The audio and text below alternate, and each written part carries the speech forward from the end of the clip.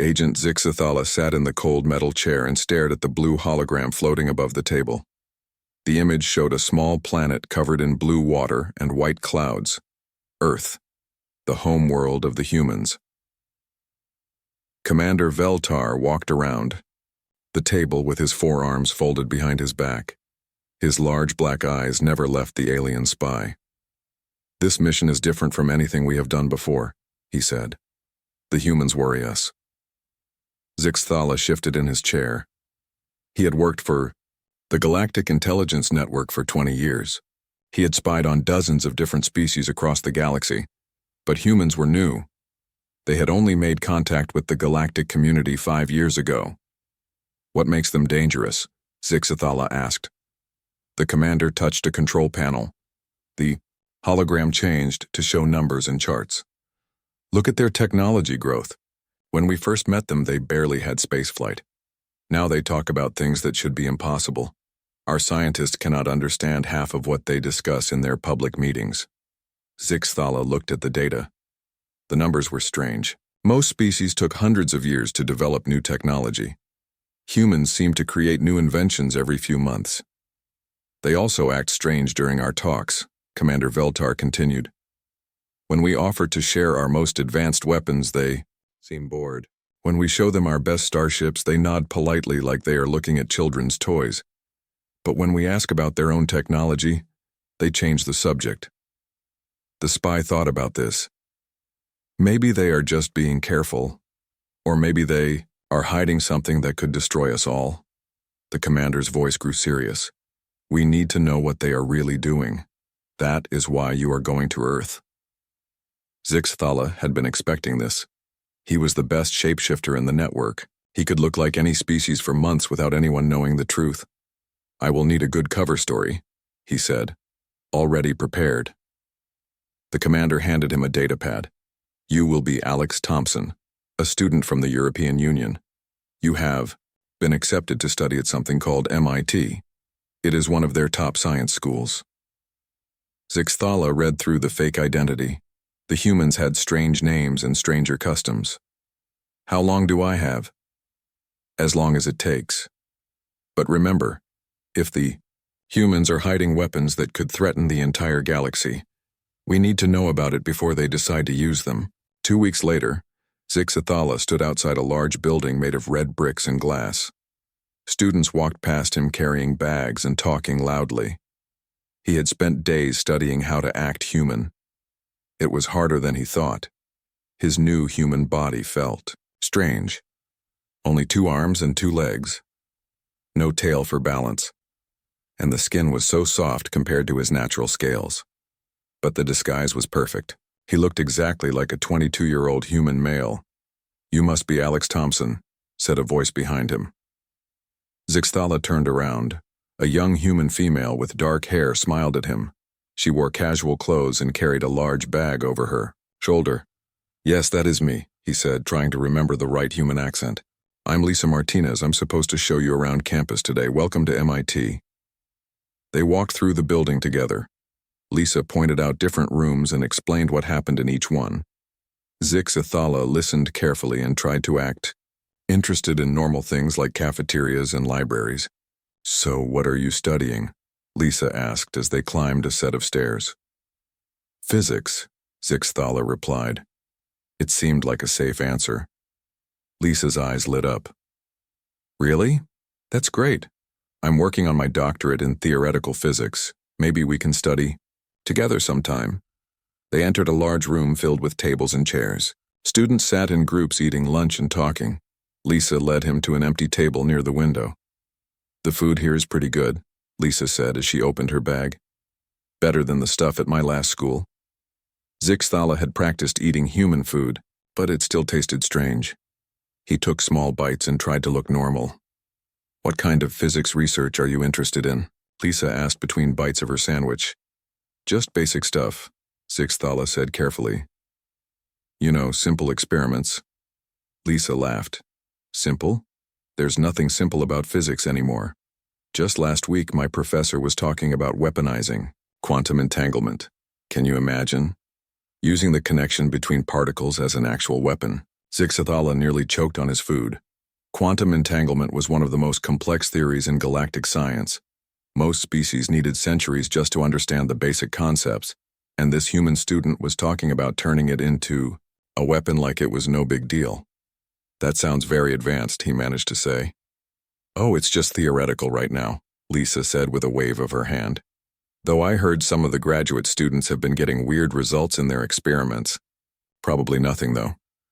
Before Zixathala could ask more questions, a tall human male sat down at their table. He had messy brown hair and wore a shirt with strange symbols on it. Hey, Lisa, the newcomer said. How did your meeting with Professor Miller go? Jake? Lisa smiled. It went great. He said my paper on dimensional folding was really interesting. He wants me to present it at the next department meeting. Jake nodded. Cool, just be careful with those experiments. Remember what happened last month when I accidentally created that pocket dimension in Lab 3? Took us hours to figure out how to close it properly.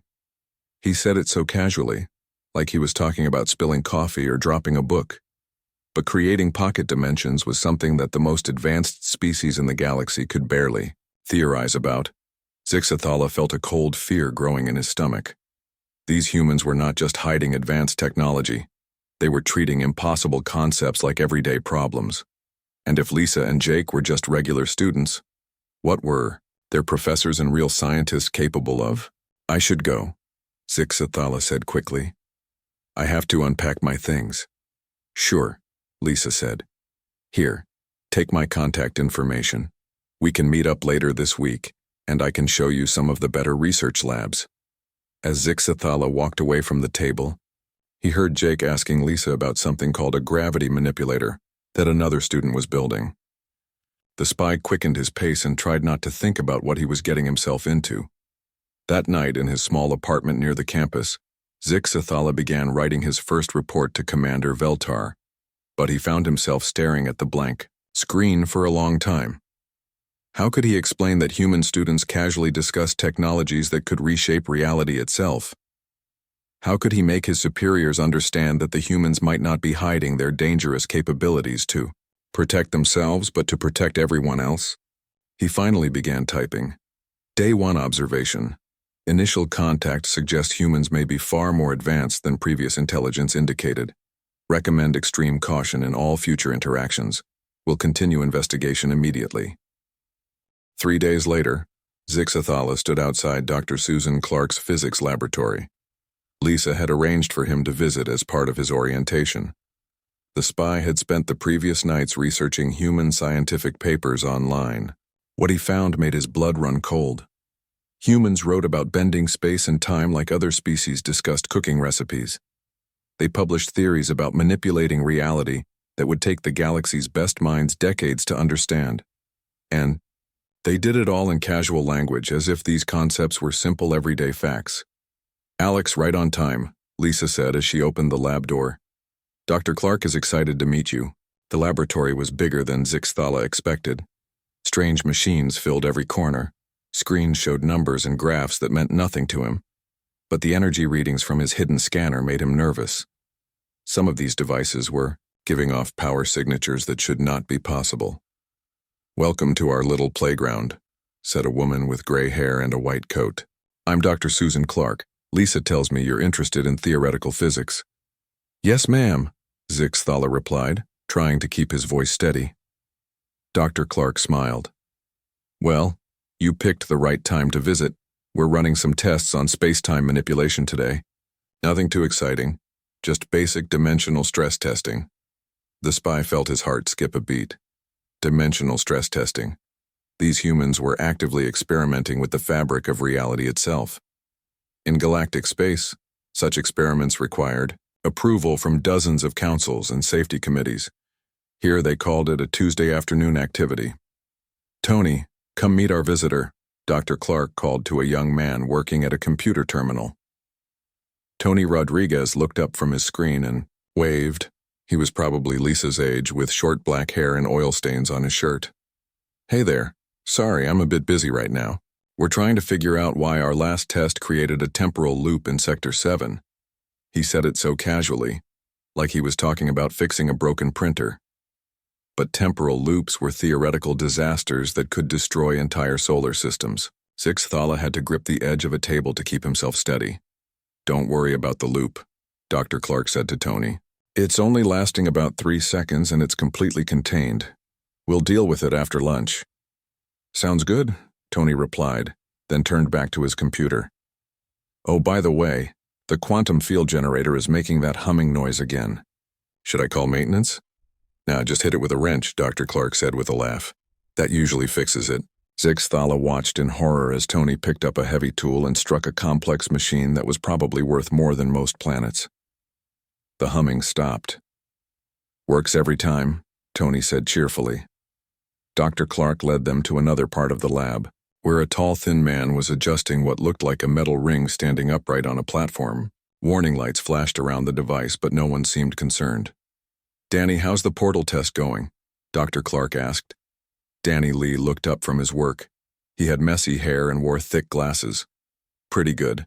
I managed to open a stable wormhole for almost 10 minutes this morning, though I did accidentally connect it to what looked like someone's backyard instead of the target coordinates." "Did anyone see you?" Lisa asked. "Just some guy mowing his lawn. I closed it before he noticed the floating ring in his garden." Danny adjusted his glasses. "I'll try again this afternoon. Maybe aim for somewhere with fewer people around." Zixthala could not believe what he was hearing. This human had opened a wormhole, connected 2 distant points in space, and his biggest concern was that someone might see him doing it. In galactic society, creating stable wormholes was considered impossible. Some species had theories about it, but no one had ever succeeded. "Can I show Alex the reality anchor?" Lisa asked Dr. Clark. "Sure, but keep it on low power," the professor replied.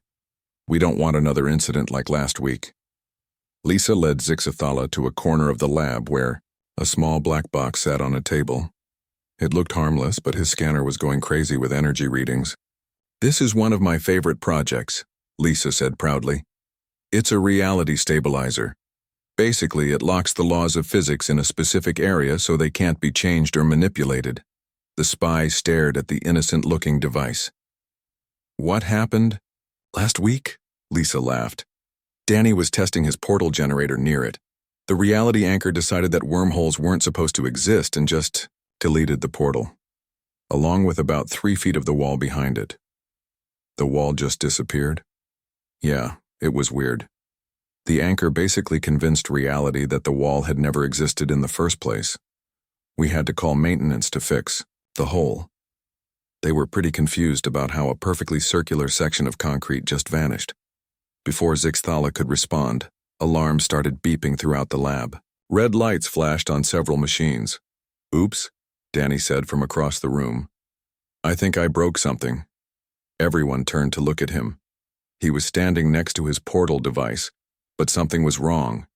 The air around the metal ring was twisted and dark.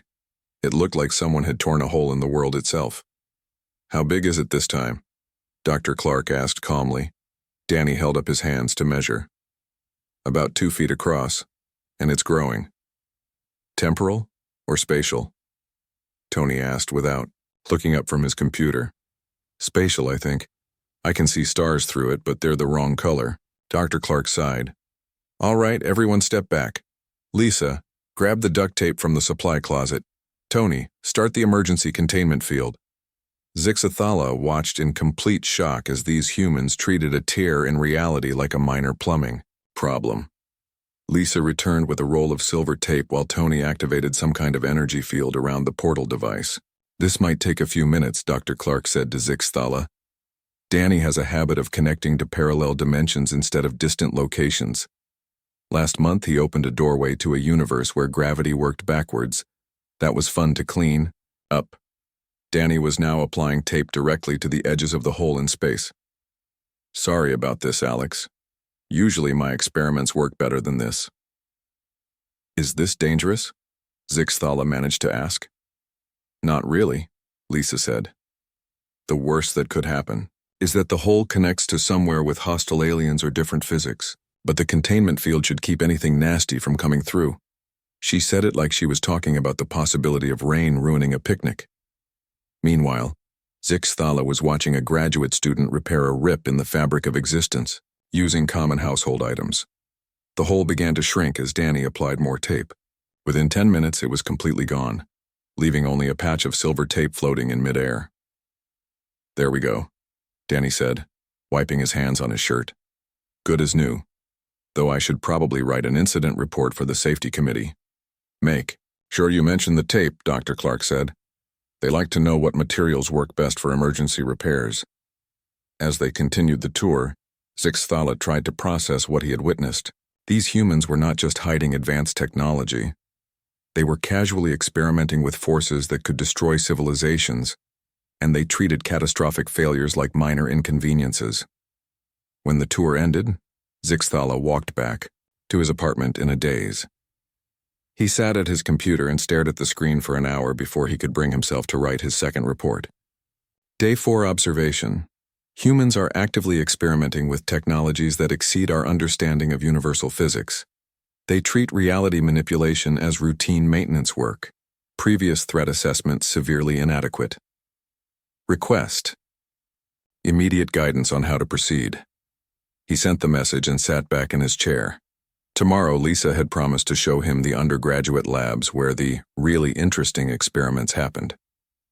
Zixthala was beginning to fear what humans considered interesting. Zixthala decided he needed to see what ordinary humans were doing outside the university. If graduate students were casually tearing holes in reality, what were regular people capable of? The thought terrified him, but his mission required answers. He spent the weekend exploring the suburbs around Boston. The houses looked normal from the outside. Neat lawns, parked cars, children playing in yards. But Zixthala had learned not to trust appearances when it came to humans. His scanner picked up unusual energy readings from almost every house he passed. These were not the massive power signatures from the university lab. These were smaller, more focused, like someone had taken advanced technology and miniaturized it for home use. On Saturday afternoon, he was walking down a quiet street when he heard a loud crash from an open garage. A teenage girl's voice shouted something about recalibrating gravitational fields. Zixthala stopped walking and listened carefully. "Amy, what did you break this time?" called a man's voice from inside the house. "Nothing, Dad. Just a small gravity spike. I fixed it already." Zixthala crept closer to the garage. Through the open door, he saw a girl who could not be older than 16 working on a device that looked like a metal sphere surrounded by spinning rings. Tools and electronic parts covered every surface of the garage. "Need any help?" asked another voice. An older man walked into the garage carrying a cup of coffee. He had gray hair and wore a shirt that said, "Retired Engineer." "Hey, Mr. Turner," the girl said without looking up from her work. "I'm trying to get this thing stable for the science fair next week, but it keeps creating these weird gravitational anomalies." Bob Turner set down his coffee and looked at the device. "What's your containment field rated for?" "Only about 50 gravities." "Think that's enough?" Bob scratched his chin. "Should be fine for a school project, though you might want to add some backup shielding.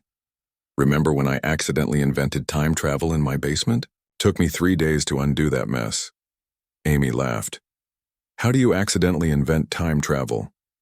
"Well, I was trying to build a better garage door opener, but I miscalculated the temporal displacement coefficients and ended up creating a stable time loop. Nothing major, just made last Tuesday happen twice." Zixthala gripped the fence post so hard he almost broke it.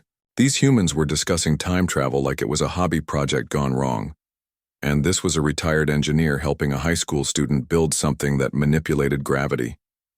"Can you help me with the field equations?" Amy asked. "I'm having trouble with the dimensional stability calculations." "Sure thing," Bob said, pulling out what looked like a normal tablet computer.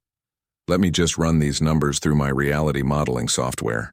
The spy watched as the man casually opened a program that could apparently simulate changes to the fundamental structure of the universe. On galactic worlds, such software would be classified at the highest levels and guarded by armies. Here, a retired engineer used it to help his neighbor's daughter with her homework. "There's your problem," Bob said, pointing at the screen. You're not accounting for quantum fluctuations in the local space-time fabric. Add this correction factor, and you should be good to go. Amy made some adjustments to her device. The metal rings began spinning faster, and Zixthala's scanner went completely crazy. The power readings were off the charts, but somehow the garage did not explode or collapse into a black hole. Perfect, Amy said happily. Thanks, Mr. Turner. This should definitely win first place at the fair. Just remember to keep it under 10 gravities during the demonstration, Bob warned. You don't want to accidentally create a singularity in the school gymnasium. I know, safety first. Bob finished his coffee and headed back toward his house. Let me know if you need help with anything else. I'll be in my workshop working on that perpetual motion machine. Still haven't gotten that working? Amy asked. Oh, it works fine. The problem is it works too well. Last time I turned it on, it started generating more energy than the rest of the neighborhood combined. The power company got suspicious when my electric meter started running backwards. Zixthala watched Bob disappear into his house, then turned his attention back to Amy. The teenager was now fine-tuning her gravity manipulator with the same casual attitude most people use to adjust their car mirrors. Excuse me, Zixthala said, approaching the garage carefully. Amy looked up from her work. Oh, hi. Are you new around here? Yes, I am visiting the area. I could not help but notice your interesting project. Amy's face lit up. You like it? It's a localized gravity field generator. I'm hoping to use it to demonstrate how artificial gravity could work on spaceships. Is it safe? Zixthala asked, though he was not sure he wanted to know the answer. Totally safe, Amy said proudly. Well, mostly safe, as long as you don't touch the field emitters while it's running. Last week I accidentally stuck my hand in a 20 gravity field and couldn't lift my arm for an hour. She laughed about it like it was a funny story instead of a near-death experience. Zixthala realized that this human child had more raw power at her fingertips than most galactic warships. How did you learn to build something like this, he asked. YouTube, mostly, Amy said with a shrug.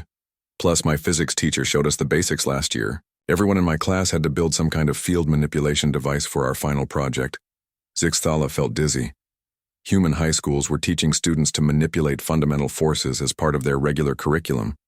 What did that mean for their universities, their military, their government? What did your classmates build? He asked weakly. Oh, all kinds of stuff. Jenny made a force field generator. Marcus built a particle accelerator that could reach near light speed. Sarah created this really cool dimensional pocket that could store like 100 times more stuff than it should be able to hold. Each casual mention hit Zixthala like a physical blow. These were children playing with technologies that could reshape galaxies. Are you okay? Amy asked, noticing his pale expression. You look kind of sick. I am fine, Zixthala lied. Just impressed by your work. Thanks. Hey, if you're interested in this stuff, you should come to the science fair next Friday. My gravity thing is pretty cool, but wait until you see what the other kids made. Kevin Martinez built something he calls a reality editor that can change the properties of matter at the molecular level. Zixthala nodded weakly and backed away from the garage. I will try to attend. As he walked back toward his apartment, his mind raced with terrifying implications.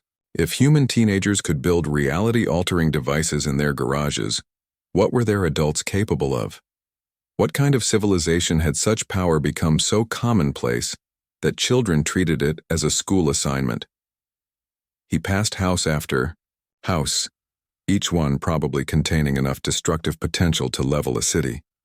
But the humans who lived there were just going about their normal lives, watering plants, walking dogs, having barbecues in their backyards. That evening, Zixthala sat in his apartment and tried to write his third report. How could he explain to his superiors that human children were casually building devices that violated every known law of physics? How could he make them understand that this was not a military program or a secret government project, but apparently just how humans lived their daily lives?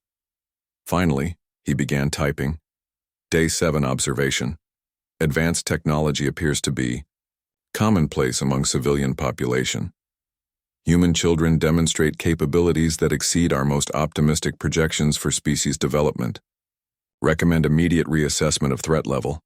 Current galactic defense protocols appear completely inadequate.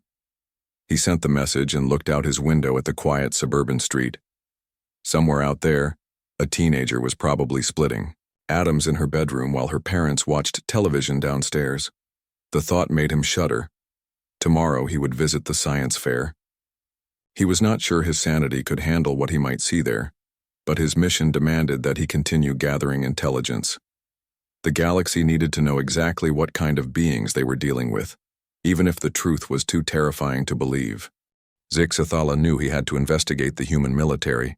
If civilians were building reality-altering devices in their garages, what were their armed forces capable of? The thought kept him awake at night, but he needed answers. Getting access to a military base seemed impossible at first. Then Lisa mentioned that her cousin Kate worked at a nearby Army research facility and sometimes gave tours to science students. Zixathala asked if he could join the next visit. Sure, Lisa said. Kate loves showing off their projects. She says most of what they do is pretty boring stuff anyway. 3 days later, Zixathala found himself standing outside Fort Davidson, a military installation about an hour from Boston. The base looked normal from the outside, but his scanner was picking up energy readings that made his previous measurements look like toys. Major Kate Wilson met them at the main gate. She was a tall woman with short blonde hair and a crisp uniform. Her smile was friendly, but her eyes were sharp and alert. "Welcome to our little corner of the Defense Department," she said, as she led them through security checkpoints. "I hope you're ready for a boring afternoon of routine research projects." The way she said boring made Zixathala nervous. If humans considered gravity manipulation and time travel to be casual hobbies, what did their military think was routine? Their first stop was a large hangar filled with vehicles that looked nothing like the aircraft Zixathala had seen in human movies. These machines seemed to bend light around their edges, making them hard to focus on directly. "These are our new reconnaissance drones," Kate explained. "Nothing fancy, just basic dimensional phasing technology. They can slip between layers of reality to avoid detection." Colonel Pete Adams walked over to join them. He was an older man with gray hair and a relaxed manner that somehow made him more intimidating than if he had been stern. "How are the tests? Flights going?" Kate asked him. "Pretty well," Pete replied. "Though we had another incident yesterday where one of the drones got stuck between dimensions. Took us 3 hours to figure out how to pull it back into normal space." He said it like he was talking about a car getting stuck in mud. But Zixathala realized they were discussing technology that could make objects exist in multiple realities at once. "Any problems with the reality anchors?" Kate asked. Pete shook his head. "Those are working great. We can lock down the dimensional stability of a 50-mile radius now. Enemy forces can't teleport, phase, or manipulate space-time within the protected zone." Zixathala felt his knees go weak. These humans had weaponized the ability to prevent other species from using advanced technology. They could create areas where the laws of physics became fixed and unchangeable. "What about the new defensive systems?" Kate asked as they walked to another section of the hangar. "Sergeant Davis has been running tests all week," Pete said. "Rick, come show our visitors the perimeter defense grid." Sergeant Rick Davis was a young man who looked like he should be working at a computer store instead of handling weapons that could destroy planets. He led them to a control panel covered in switches and screens. "This is our latest early warning system," Rick explained proudly. "It monitors dimensional intrusions, temporal anomalies, and reality distortions within a 1,000-mile radius. If anyone tries to attack us using advanced physics, we know about it instantly." "What happens when you detect something?" Zixathala asked, though he was afraid of the answer. Rick grinned. "We have several response options. We can deploy countermeasures that cancel out their technology, create localized physics dead zones that make their weapons stop working, or if things get really bad, we can temporarily remove the attacking forces from this dimension entirely." "Remove them from this dimension?" Lisa asked with interest. "Yeah, we basically convince reality that they don't exist here anymore," Rick said casually. "It's only temporary, though. They pop back after a few hours, usually very confused and several hundred miles away." Colonel Adams nodded approvingly. "It's much more humane than our old methods. Nobody gets hurt, they just get relocated to a different part of the universe for a while. Zixthala realized with growing horror that the humans had built defensive systems based on manipulating the fundamental nature of existence itself. They could make attacking armies simply stop existing in local spacetime. Are these weapons classified? He asked weakly. Kate and Pete looked at each other and laughed. Weapons? Kate said. These are just our basic defensive measures. The real weapons are much more interesting. But we can't show you those, Pete added with a wink. Security clearance requirements, you understand. They continued the tour, visiting labs where human soldiers worked on projects that made the university experiments look simple. In one room, a team was testing armor that could shift between dimensions to avoid damage. In another, engineers were building vehicles that could travel through folded space. How long have you been developing these technologies? Zixthala asked Major Wilson. Oh, most of this stuff is pretty recent, she replied. We only started the dimensional warfare program about 2 years ago. Before that, we were focused on more traditional approaches like nuclear weapons and missile defense. What changed your focus? Kate looked thoughtful. Well, when we made first contact with the galactic community, we realized that conventional weapons probably wouldn't be very effective against species that could travel between stars, so we had to get creative. Creative, Zixthala repeated numbly. The really impressive part is how quickly our people adapted, Colonel Adams said proudly. Most of our soldiers picked up reality manipulation techniques in just a few months of training. Humans seem to have a natural talent for this kind of work. They visited a training facility where new recruits were learning to operate equipment that could reshape local physics. Zixthala watched young soldiers practice creating force fields, opening temporary wormholes, and manipulating gravitational fields with the same casual efficiency that other species use to clean their weapons. The key is not to overthink it, one instructor was telling his students. Reality manipulation is mostly about confidence and clear intentions. If you believe you can change the laws of physics in a specific area, you usually can. A private raised her hand. What if we accidentally create a paradox or tear a hole in space-time? That's what the safety equipment is for, the instructor replied, pointing to what looked like ordinary first aid kits. Most reality-related accidents can be fixed with basic tools and a little patience. As the tour continued, Zixthala began to understand something terrifying about human military doctrine. They were not building these impossible weapons to conquer other worlds. They were building them because they genuinely believed that other species had similar capabilities. Do you think other galactic civilizations have weapons like these? He asked Major Wilson. Kate looked surprised by the question. Of course they do. I mean, they have interstellar travel and energy weapons. It would be weird if they couldn't manipulate reality at least a little bit, right? We're probably behind most of them, Colonel Adams added. We've only had access to galactic technology for a few years. I'm sure species that have been spacefaring for centuries have much more advanced systems. Zixthala realized that humans had built their entire defense strategy around the assumption that everyone else in the galaxy was just as impossibly dangerous as they were. They had created weapons that could rewrite the laws of physics because they thought that was normal. Military technology. Are you planning to share any of these developments with your galactic allies? He asked carefully. Eventually, Kate said. But we want to make sure we understand the technology properly first. The last thing we want is to accidentally give someone a weapon that could destroy a solar system because we didn't read the instruction manual carefully enough. The casual way she discussed solar system-destroying weapons made Zixthala feel faint. These humans were worried about responsible technology sharing while casually mentioning capabilities that could end civilizations. As they walked back toward the main gate, Colonel Adams put a friendly hand on Zixthala's shoulder. I hope this visit was educational, he said. It's always nice to meet young people who are interested in defense technology. Who knows, maybe someday you'll want to join our research teams. That night, Zixthala sat in his apartment and tried to process what he had seen.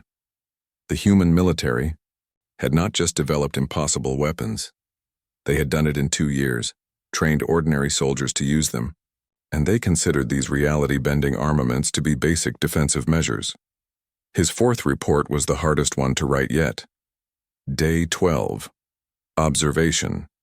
Human military capabilities exceed all previous threat assessments by several orders of magnitude. They possess weapons that can manipulate fundamental forces of reality. Most disturbing finding, they developed these capabilities as defensive measures and assume all galactic species possess similar technology.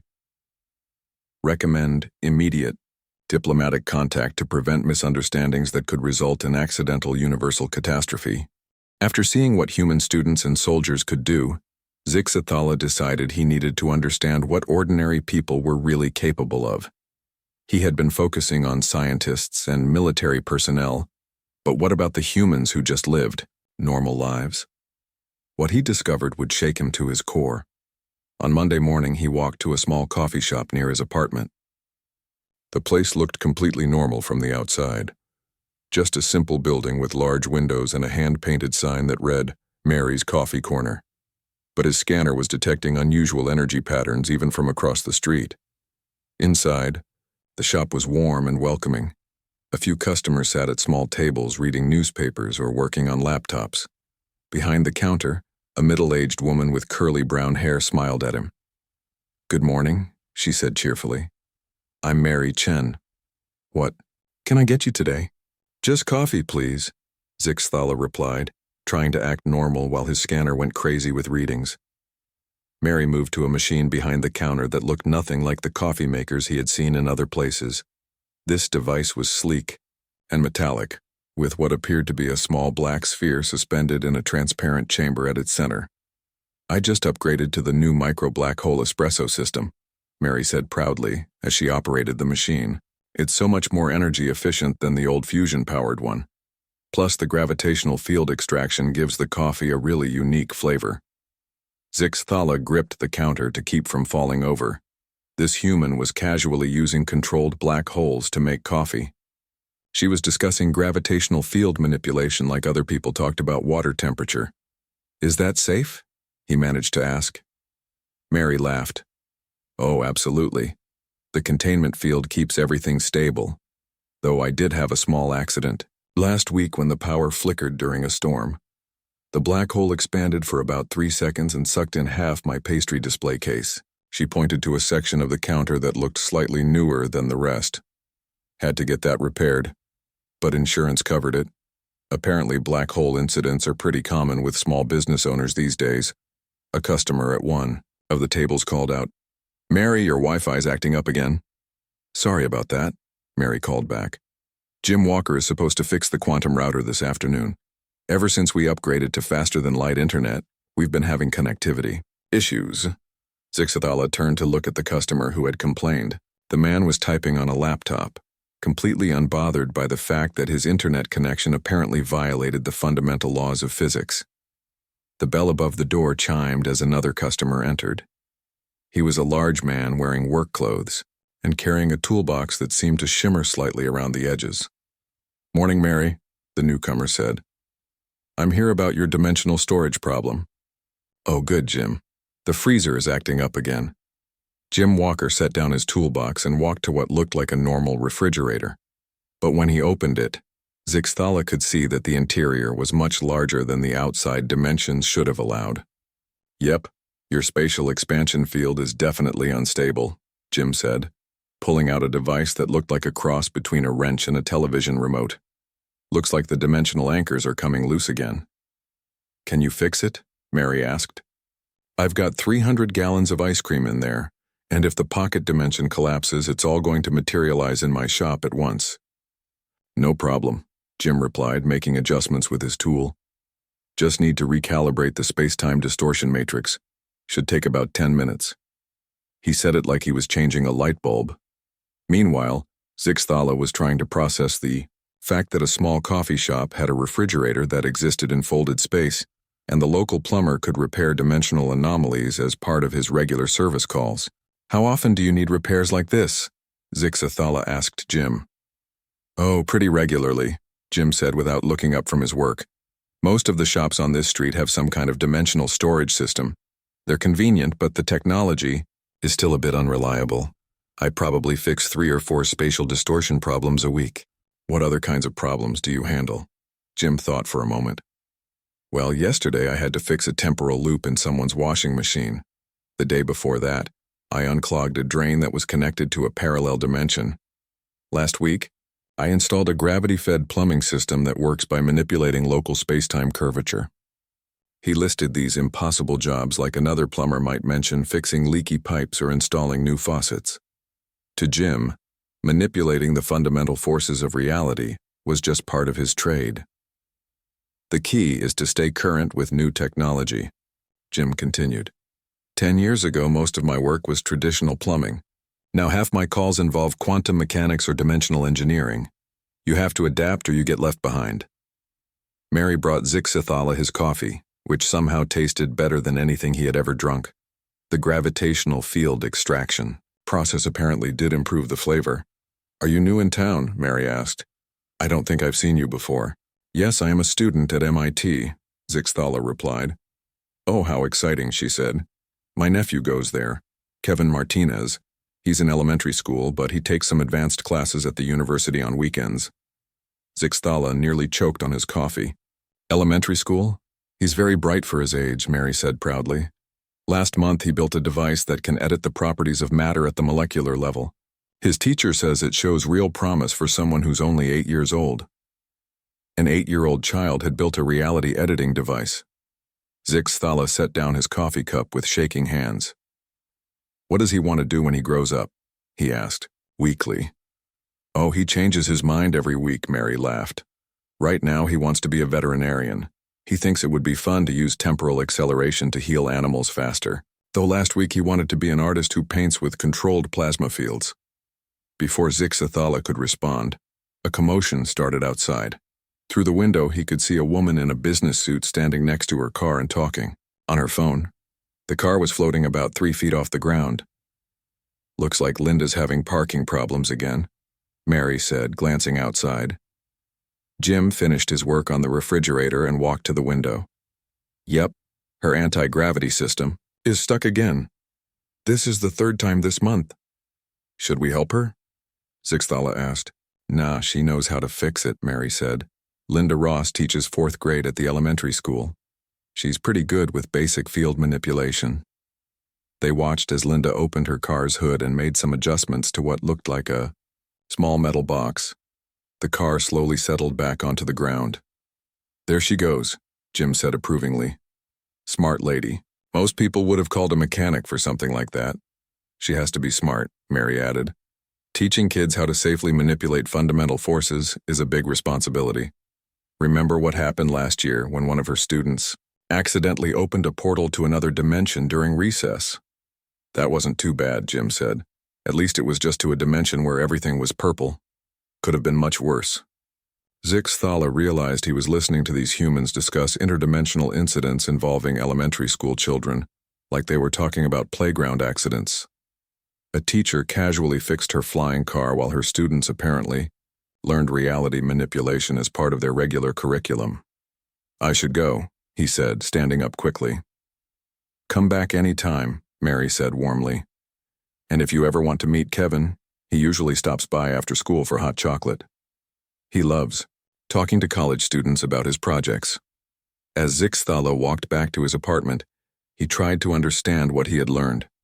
Human civilization had reached a point where coffee shop owners used black holes for espresso machines, plumbers repaired dimensional anomalies, teachers drove anti-gravity cars, and 8-year-old children built matter manipulation devices for fun. This was not a society that had developed advanced weapons for conquest. This was a society where reality-bending technology had become so commonplace that people used it for everyday conveniences. They had turned the most dangerous forces in the universe into household appliances. That evening he wrote his 5th report. Day 16 observation. Advanced technology has been completely integrated into civilian life. Humans use universe-altering devices for mundane tasks like making coffee and storing food. Children learn reality manipulation in elementary school. The species appears to have weaponized physics itself not for warfare but for convenience. Recommend extreme caution in all future interactions. We may be dealing with a civilization that has made the impossible routine." He paused before sending the message, wondering if his superiors would even believe what he was reporting. How could he make them understand that humanity's greatest threat was not their weapons or their military, but the casual way they treated forces that could reshape existence itself? Zixathala's mission was nearly complete, but he needed one final piece of information. He had seen what human scientists, soldiers, and civilians could do. Now he needed to understand what their leaders were planning. The answer would either confirm his worst fears or reveal something even more terrifying. Lisa had mentioned that NASA was giving public tours of their new facilities. She thought it might be interesting for a physics student to see where humans planned their space exploration. Zixathala agreed, though he suspected this visit would be anything but routine. The NASA complex looked impressive from the outside, but Zixathala had learned not to judge human facilities by their appearance. His scanner was already detecting energy signatures that made everything else he had measured look weak by comparison. Their tour guide was Dr. Ellen Baker, a cheerful woman with short gray hair who spoke like she was discussing ordinary construction projects instead of technologies that could reshape the galaxy. "Welcome to our new Interstellar Development Center," she said as she led the group through security. "We're very excited about our upcoming colony missions." The first stop was a massive hangar containing what looked like a normal spacecraft. If normal spacecraft glowed with barely contained energy and seemed to bend light around their edges. "This is our prototype colony ship," Dr. Baker explained proudly. "She can carry 50,000 colonists and all their equipment to any star system within 500 light years. "How fast does it travel?" asked one of the other tour participants. "Well, that's a bit complicated," Dr. Baker said with a laugh. "Technically, it doesn't travel through space at all. It creates a localized reality bubble that moves through higher dimensions. From the crew's perspective, the journey takes about 6 hours regardless of the destination." Zixathala felt his knees go weak. Humans had built ships that could ignore the normal rules of space and time. They had made interstellar travel as easy as a short car trip. "Are there any safety concerns with that technology?" another visitor asked. "Oh, the usual dimensional stability issues," Dr. Baker replied casually. "Sometimes the reality bubble interacts poorly with local space-time, but we've got backup systems to handle those problems. The worst that happens is you end up in a parallel universe for a few days until we can pull you back." She said it like she was discussing the possibility of a flight delay due to bad weather. Meanwhile, Zixathala was trying to process the fact that humans considered accidentally traveling to parallel universes to be a minor inconvenience. They moved to another section of the hangar where teams of workers were loading enormous containers onto the ship. But these containers seemed to be bigger on the inside than the outside, and some of them appeared to be flickering in and out of existence. "What are they loading?" Zixathala asked. "Standard colony supplies," Dr. Baker said. "Prefabricated buildings, terraforming equipment, industrial replicators, that sort of thing. Each container holds about a city's worth of infrastructure compressed into pocket dimensions." "Terraforming equipment?" someone asked. "Yes, we can reshape planetary environments pretty quickly now. Atmospheric processors, gravity adjusters, weather control systems. The whole process usually takes about 6 months to turn a dead rock into a garden world." Dr. Baker led them to an observation deck where they could see the main construction area. Below them, hundreds of workers were assembling components that hurt Zixathala's eyes to look at directly. The pieces seemed to exist in more than 3 dimensions, and some of them appeared to be made of crystallized space-time. "How many colony ships are you building?" a visitor asked. "This is just the prototype," Dr. Baker replied. "Once we work out the final bugs, we're planning to build about 1,000 ships per year. There are so many interesting star systems to explore, and we want to make sure we can help other species with their expansion needs too." Zixathala almost fainted. Humans were planning to build 1,000 reality-bending starships every year, and they wanted to share the technology with other species. "Speaking of other species," Dr. Baker continued, "we're very excited about working with our galactic neighbors. We've been designing our colony ships to be compatible with different environmental needs. They walked to another area where Carl, Hughes, the NASA administrator, was examining holographic displays with a team of engineers. He was a tall man with a friendly smile who seemed genuinely enthusiastic about space exploration. "Carl, come meet our visitors," Dr. Baker called. Carl walked over and shook hands with everyone in the group. "Great to meet you all. Are you enjoying the tour?" "It's very impressive," Zixathala managed to say. "Thanks," Carl said proudly. "Though honestly, we're still learning. This is all pretty new technology for us. We've only been working with dimensional engineering for about 3 years." 3 years. Humans had developed technology that surpassed anything in the galaxy in just 3 years. "What's your biggest challenge right now?" someone asked. Carl thought for a moment. "Honestly, it's making sure we don't accidentally break anything important. Last month, one of our test flights created a small tear in space-time near Jupiter. Nothing dangerous, but it took us a week to patch it up properly." "Are you worried about other species feeling threatened by your expansion?" Zixathala asked carefully. Carl looked genuinely surprised by the question. "Threatened? Why would they feel threatened? We're hoping to help them with their own expansion projects. Most galactic civilizations are probably centuries ahead of us technologically. We're just trying to catch up." Dr. Baker nodded enthusiastically. "That's actually one of our main concerns. We want to make sure we understand galactic technology standards before we start sharing our designs. The last thing we want is to accidentally give someone a colony ship that's incompatible with their existing infrastructure." "What if your technology is more advanced than theirs?" Zixathala asked. Carl and Dr. Baker looked at each other and laughed. "More advanced?" Carl said. "That's impossible. Species that have been spacefaring for thousands of years must have incredible capabilities. We're probably like cavemen compared to them. We're actually being very careful about our first contact protocols," Dr. Baker added. "We don't want to embarrass ourselves by showing them primitive technology that they mastered centuries ago." Zixathala realized with growing horror that humans had built a civilization capable of reshaping reality itself, and they genuinely believed they were the least advanced species in the galaxy. They were preparing to share universe-altering technology because they thought everyone else already had better versions. The tour ended with a visit to the Mission Control Center, where dozens of screens showed the locations of human exploration probes throughout the galaxy. Carl pointed to various star systems on the displays. "We're being very careful about where we send our scouts," he explained. "We don't want to accidentally intrude on anyone's territory or interfere with established civilizations. The galaxy is a big place and we want to be good neighbors." As they walked back to the entrance, Dr. Baker pulled Zixathala aside. "You seem very interested in our diplomatic concerns," she said. "Are you thinking about a career in interstellar relations?" "Maybe," Zixathala replied weakly. "That's wonderful," Dr. Baker said warmly. "We need people who understand the importance of peaceful cooperation. The universe is dangerous enough without species fighting each other over resources or territory."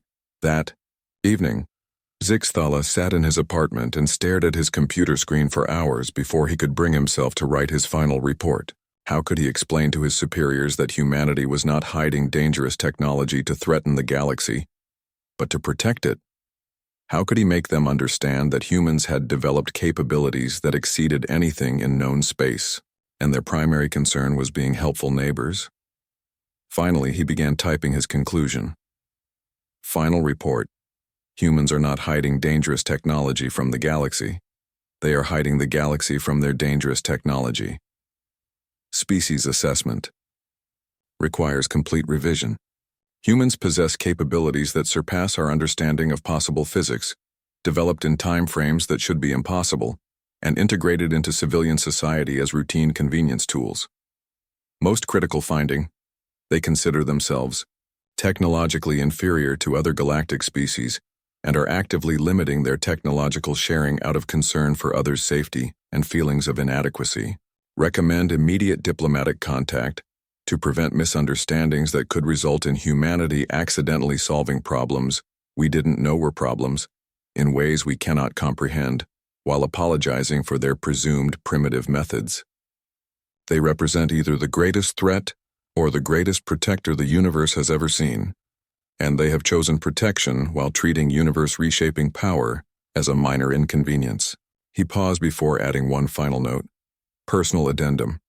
During my final week of observation, I witnessed Kevin Martinez, age 8, accidentally create a stable wormhole while playing with educational toys provided by his graduate student, Ant. The child's primary concern was whether he would be grounded for breaking space-time again. His aunt helped him close the portal and reminded him to be more careful with dimensional manipulation during school hours. I am requesting immediate reassignment to a desk job in a different galaxy.